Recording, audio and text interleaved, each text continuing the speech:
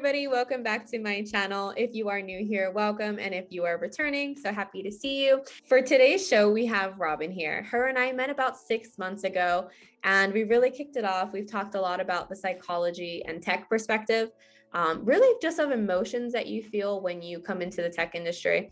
And she specializes in that. So I thought, what better idea than to, of course, have her on the channel and talk a little bit about that for us. So Robyn, I would love to have you introduce yourself and tell us a little about yourself, but also maybe a goal that you have for 2022. Oh, absolutely. Well, first and foremost, thanks so much, Megan, for having me on. And I'm so excited about this particular topic as well. So my background is really pretty diverse. As a former military spouse, as I'm sure many who are potentially watching this can also attest, we have, in our kind of jack of all trades, if you will. So in true fashion, I am one of those jack of all trades. So my background is in social work, psychology. I actually was a medical social worker for many years. And then I have a background in training and development specific to instructional design and technology. So that's where the tech piece comes into play. And then also have a background in HR. So, a little bit of everything there. And I feel like that is really what helped me kind of resonate with the idea of this psychology and technology specifically. So as I said before, really excited to be here and to talk about this topic that we're not seeing a whole lot of information on, which is very interesting to me with relation to both the psychology and technology aspect. But yeah, super excited. And my goal for 2022 is to actually start doing an application, learning how to build an application from scratch. So I'm really excited. It's going to be a major challenge, but very, very excited and up for that challenge. So that's awesome. I can't wait to see it. And just for the audience that is watching, Robyn and I met when we both were actually kind of job pivoting and looking for a job. And this topic of the Great Resignation and just joining the tech industry and the frustration that we were feeling from learning things on Trailhead or just learning things in general, we felt a lot of the same emotions, and that's kind of how we led to here. And I felt very blessed, to say the least, meeting Robyn and her just kind of guiding me and really giving me the insights of, these are the emotions that you're feeling. These are how you deal with it. And as we come more into the pandemic, you feel that more. And it's important that you don't feel alone when you're job hunting or you're learning or you're transitioning into tech, whatever the case may be. So for today, we have a list of questions for Robyn. We're really going to pick her brain a little bit. So the first and foremost, I would love to just kind of ask you, what is psychology? That's an excellent question, Megan. Really, psychology is such a diverse area, and it's such a broad area when you talk about psychology as a whole, right? Psychology could be as simple as whether or not I'm deciding to get up in the morning to go and work out. At 5 a.m., I my alarm goes off. Am I going to get up and go and is my mind there, right? And whether we are conscious enough to really understand the psychology behind that, it's there. And it could be as simple as, yes, I'm going to do that, or no, I'm going to give myself, that extra 30 minutes to get up a little bit later, or maybe I'm not going at all today, whatever that might look like for us. It could be what flavor of coffee we're deciding, and we know, and many organizations know, that there's psychology in sales, right? But the very thing that they don't take into account is that there's psychology in every field, to include technology. Yep. And how does that all tie in to those emotions that you're, talking about in light of the pandemic? That was a major event, and one that we were feeling across the world, and I can't remember a time in my life where a event has affected everybody from the United States to across, we're talking a worldwide, as we well know, pandemic, but we're talking about a worldwide event, and there's psychology behind that. How do we react to those things? I mean, that is a major pivot those of us who aren't used to working at home, that all of a sudden were thrust into that. Those of us who had, maybe children that were all of a sudden underneath our feet, literally, right, in school and doing that, or just the idea of not being able to go outside of our homes or have that freedom that we, often took for granted. Mhm. And I think that there's, again, psychology in everything. How is that changing our mindset? And how does that affect us across the board? Mm-hmm. Yeah. And that's something that Robyn and I really started to talk about a lot more, was just that how much psychology really plays into our day-to-day life. What color am I going to pick on my Apple Watch? What flavored coffee am I going to pick? Those small decisions really come and play into your day. But another area that we really saw a rise in with psychology is technology. So I would love to be able to ask you, how have you seen recently, even maybe prior to the pandemic and now, how does psychology interplay with technology? Again, an excellent question. And I would have to say that, organizations, they know what they're looking for in particular talents. And a lot of that is going to be based on how a particular individual might be a cultural addition. We never want to say a fit, an addition. You're always looking for somebody that is going to add value, right? And the individual who is looking, or that talent who's looking for that great, not necessarily a fit, but that great home for them and their talent is based, again, on psychology. And it's as simple as, what are your values? And do they resonate with my own? And, do you have a coffee bar? And I'm talking obviously pre-pandemic, right? There's psychology behind all of that. And it could be as simple as, do you allow for professional development? That's something that's very important to myself, because again, the psychology of that is my value system. Those are my goals, and goals and values are all psychology based. And we've been doing this for years, and tech is huge with this, in the sense of, what are the things that you're looking for in that particular cultural addition, and why? And how can we build on that? And so that was really, as you were saying, those conversations that we have been having for months, behind scenes, you and I, it resonated greatly with us. And another thing I think that has really resonated is the saturation of men versus women in the tech field. And the interesting part of that is, as we well know, everybody has their place, and men are of a certain sort of nature, and so are women. And I say that lovingly, because women are bringing more to the table when it comes to perhaps emotions, or the psychology that we're talking about here, or something that is really kind of not something that men have really been encouraged to embrace. And so I think with technology being such a saturated field with men, versus women, that we're going to see a lot more of that, because it makes for great leadership, and it's real. And it's ugly, and it's, all these things that we were keeping behind closed doors at one point are now starting to show and rear into the workplace, whether we're still working from home, whether we're working, outside of the home.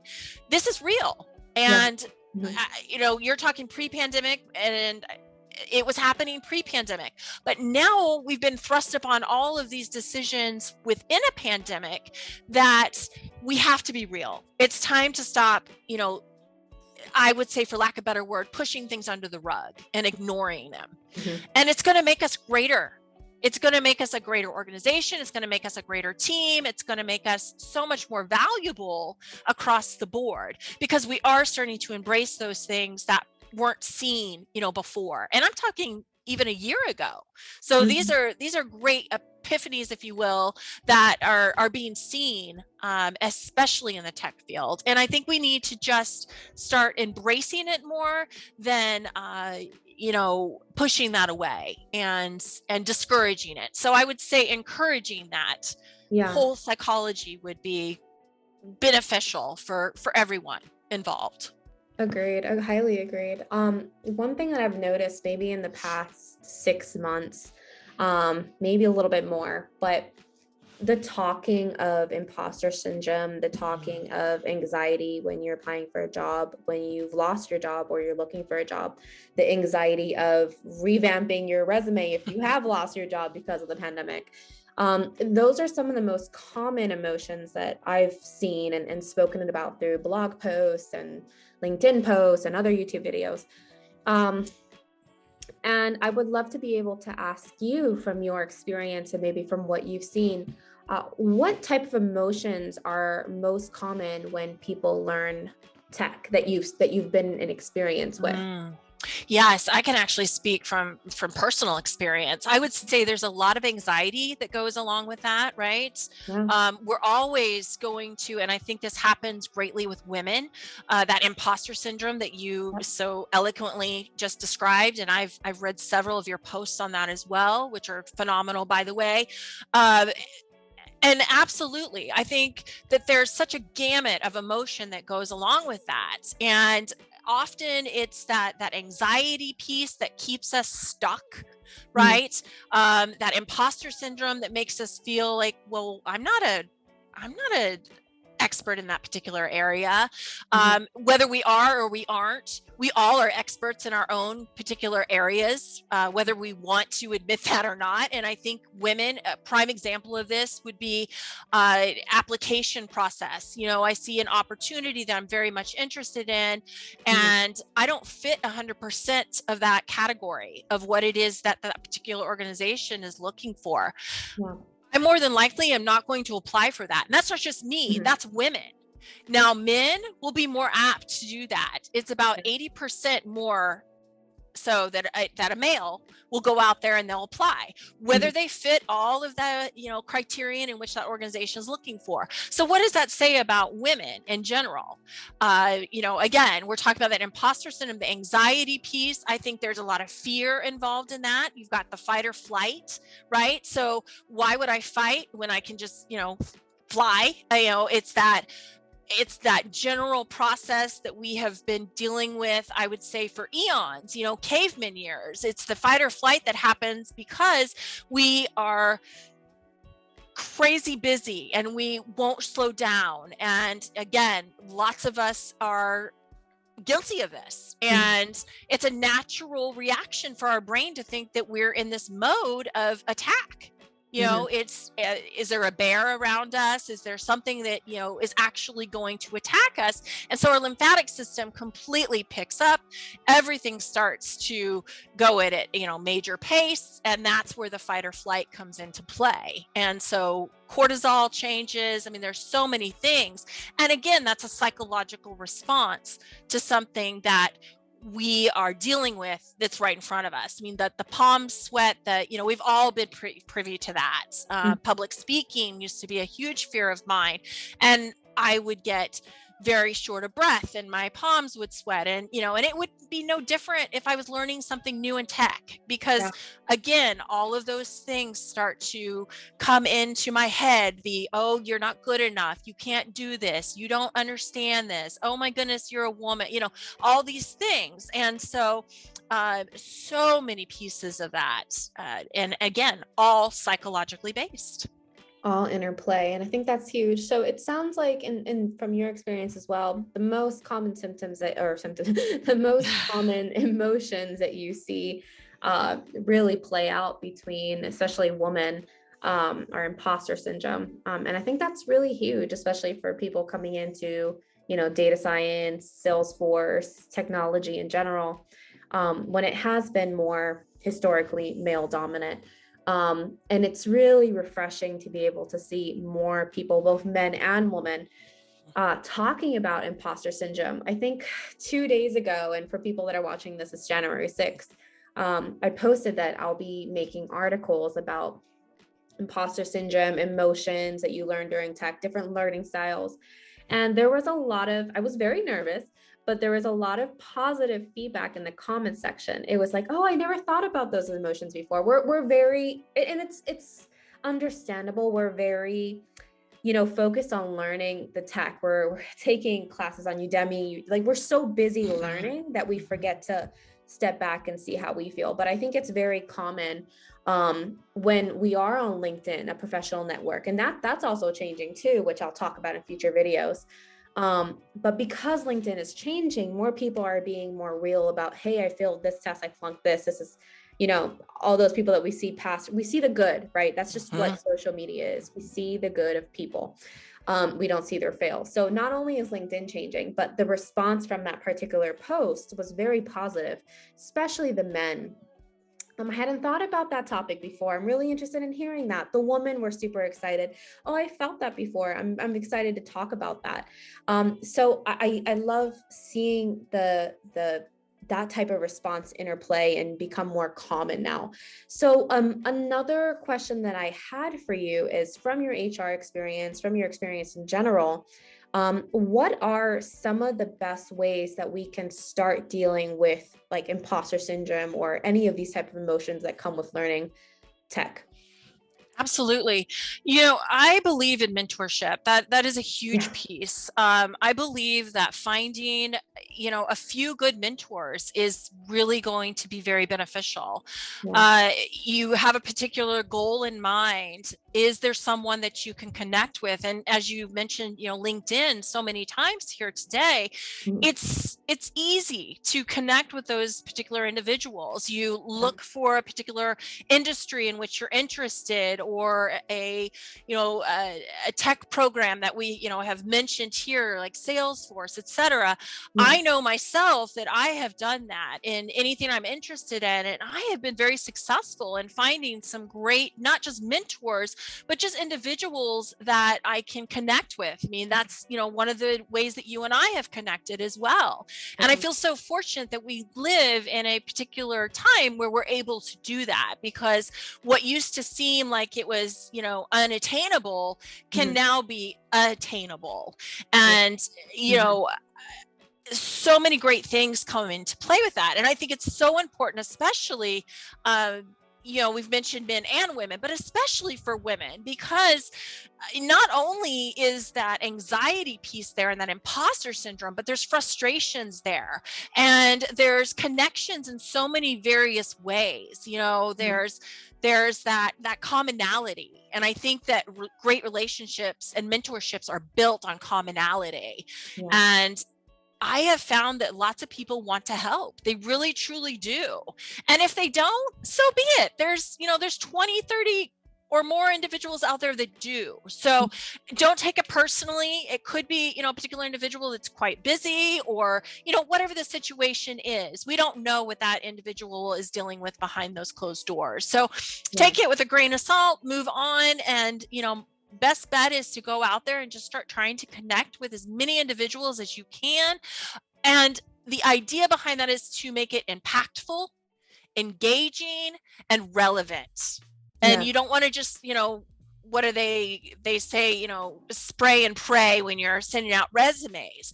These relationships are no different. You don't want to just willy-nilly, send out a bunch of requests to meet with whomever. You want to make sure that it's impactful, that it is going to be an engaging, just a short blurb of who you are, why you want to connect, because everybody is of that, who are you, why, and also that it is relevant to what it is that you're looking for, relevant to the questions that you might have. And I think people will be very surprised by the reactions that they receive. Yeah. Definitely mentoring is a huge way to be able to not be I think when you're in the tech journey, you can't be alone. Like, you can learn by yourself if you prefer to learn by yourself. But I think especially right now, because of the pandemic, and it's still going on, and it probably will for a while. So you cannot go through this journey alone. Learning tech or not, you have to have people and a mentor next to you. And pretty much what Robyn said, find somebody who's not busy. If that person is busy, hop to the next one. You'll definitely find it. And I would say another coping method that I personally use is journaling. Love that. Yeah, huge advocate for that. But just journaling and talking about your emotions, and maybe like saying, well, this is how I work. So at 8 a.m. to, let's say 1, I'm productive. At 1 o'clock, my brain is like, okay, I gotta go. I gotta do something else. So like from 1 to 3, I take that time off. And for the employers watching, I'm still working, don't worry. But it's just because we're in the house all day. So after that, from like 2, let's say 2 to 5:30, I'll work. But then listening to those type of things, and when you work, if you work better in the morning, the night, like listen to those feelings that you have. I think that's super important. So creating a diary, writing it and tracking it is a huge key. So one of the other questions I had for you, Robyn, was with 2022 that we are in now, what do you think the future of tech and psychology will start becoming? How do you see it forming? Where do you see it going? Yeah, absolutely. And if I can just kind of piggyback on what you were saying too about the journaling as well before we move forward, those are all psychological emotions that you just mentioned. Yep.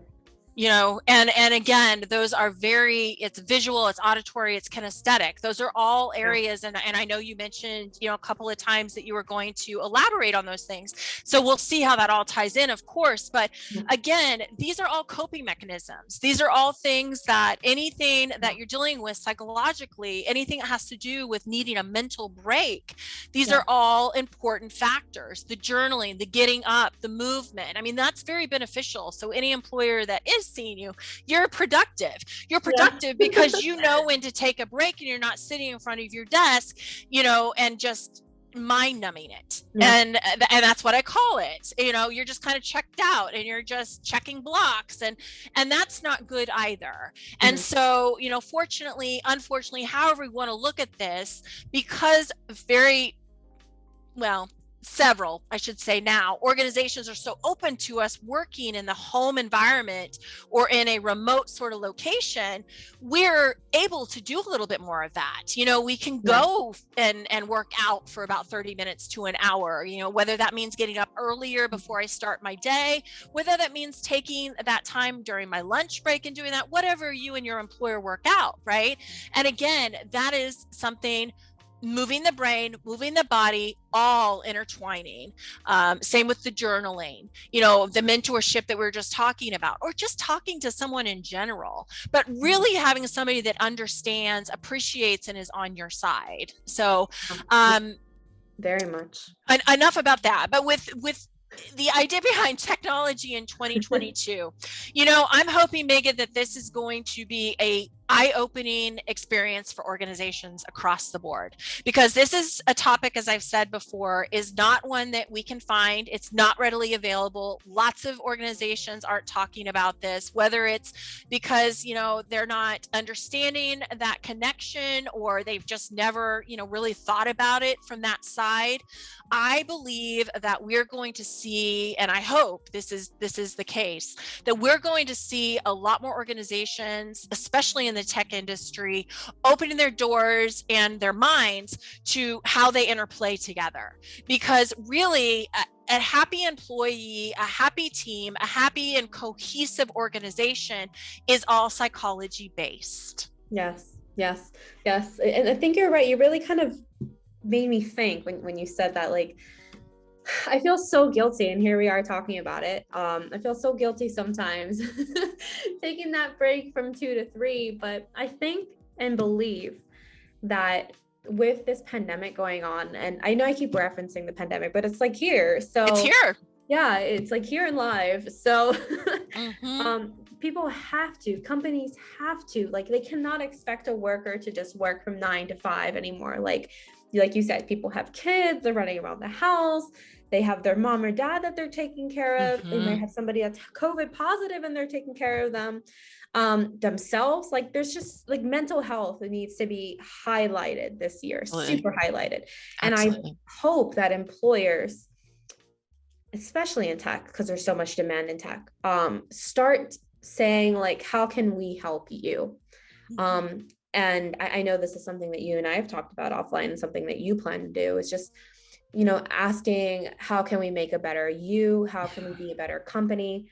And that's what sounds like you and I both hope that, tech companies, especially really turn into is more of a shift focus on the people. So my second to last question to you is, can you tell us a little bit why you think the Great Resignation is happening here and now today? Absolutely. Absolutely. In fact, I actually did a piece on LinkedIn, just a very brief piece on how this is not a great epiphany. Individuals didn't just wake up one day and decide that this is the day that I'm going to resign from my position. I believe this is something that has been building and building and building. Yeah. And again, I know we've been mentioning the pandemic, but the pandemic has shifted so many individuals' mindsets. And I think what didn't seem attainable before the pandemic now seems attainable. Mm-hmm. And let me speak to that a little bit greater. So with that, people have thought long and hard about the hours they're spending, why they're doing it, what sort of impact they're having. And everybody wants to have impact, right? They want to know that they're making this great impact. All of us want to leave this positive legacy behind. Mm-hmm. Most of us. I shouldn't say all, but most of us want to leave this positive legacy behind. Mm-hmm. How do we do that? We spend a majority of our time and our hours in our jobs. This is where we focus most of our energy, which is again where that frustration comes into play. It's not about just the money, the monetary value of what I am reaping from the organization. It's how much do you appreciate me? Yeah. How much do you value what I'm doing? Am I bringing value to myself? Am I bringing value to my organization? Am I making an impact? And if you're not seeing that, or individuals aren't seeing that, they're either going to seek a new opportunity outside of the current organization in which they are at, or now this is the great one that we are just seeing all over the place. They're going to create it. And that is something that we weren't even thinking about. Mm-hmm. I mean, most of us weren't thinking about that before this great, pandemic that was thrust upon us. And that's because we know how, for lack of a better word, I would say how precious life is. And I think that we're starting to appreciate the time that we do have with those that we love, those that we know we can make an impact with, which is generally our families or our friends or, whomever is supporting us, our support systems. Yeah. And these are things that we have been for many years missing out on for one reason or another. These little things that didn't seem so important to us, all of a sudden, we realize how much we might have been taking those for granted. Mm-hmm. Because again, we were thrust into this, oh my goodness, I can do my job from home and I can, maybe I'll be at not the best teachers, and working full time, but we were able to spend that quality time with our children. We were able to spend some quality time with our family. We were seeing some really, chaotic times, some really, hard times, and everybody has a story. That's the thing. Everybody has a story. And with that, I think that we are finally, again, looking at our emotions, how that has affected us across the board. When you're mentioning this mental health piece, this isn't new. Mental health is something that has always needed to be at the forefront. Mm-hmm. We've just always kind of put it under, and swept it under the rug or pushed it away because there was such a stigmatism, number one, on mental health. Number two, we just thought we could continue to ignore it and it would go away. Mm-hmm. And that's not the case, because anyone who really understands mental health and how that affects every part of your body and can legitimately make you very ill, we need to stop ignoring those things. And I think that we had time to kind of slow down with this pandemic. We were, at home all the time. We were not able to do the things that we regularly do. A lot of our routines were changed, right, wrong, indifferent, good, bad. They were changed. And that gave us this opportunity to really set and think, what is it that I want? Yeah. What do I want? Why do I want that? And how can I continue to make that great, impactful experience happen for myself. What makes it worth my while to wake up every day and do, whatever it is that I do? Am I passionate about it? Do I love it? And a lot of people are finding they're not. They're Yeah. not passionate about it. They don't love it. It's not resonating with them. Mm-mm. But something else maybe has. And maybe that's something they did over the pandemic, or maybe that's something they did, pre-pandemic, whatever that might look like. And so I think that is really where we're at with this, is this great resignation that everybody keeps talking about. Yeah, exactly. And I think I have so many friends who actually quit their jobs and they started their own businesses, and they're making more profit than they were at their previous job, and they took that knowledge from their company and they blew up their own business. And Absolutely. like you said, I think people have just been waiting, and the pandemic really shifted that thought to saying, like, I can do this. Like, why can't I do this? I'm home. I need something better. And it's a beautiful thing to see. And it's also really interesting to see. It So is. we'll definitely have you back on to talk about, like, everybody watching, this is not Robyn's last time being on the podcast. She's definitely going to come on again. Absolutely. But we want to have her talk about more of the psychology intertwined with tech. My content's going more of that way. This is the year to definitely highlight it. And we just loved having her on here. And Robyn, I can't, this is such an important topic, and I'm so happy that more people can hear it. I think they've been wanting to hear it. They need to hear it. And if they haven't heard it, they should hear it. So thank you so much. I would love to ask you if there's anything else that you would like, any final words that you would like to say to the audience. I am very, very excited. Again, this topic is something that I have embraced for years, and I am so excited that you and I are able to collaborate and talk about this all important topic. And again, you were just talking about the emotions, right, that go along with a lot of your friends that are starting their businesses, and I have several that are doing the very same thing. And when we're passionate about something, what does that do to the chemicals in the brain, the dopamine, again, we're talking psychology. Yeah. So these are all important factors that just continue to tie in. And if we look, great success happens when we're happy, when we have good mental health, when we feel good about ourselves up here, we're going to feel good everywhere else. And so again, such an important topic. I'm so excited to do this with you. I just love this, and I look forward to it, to continue, and look for 2022 to be the year that we embrace it.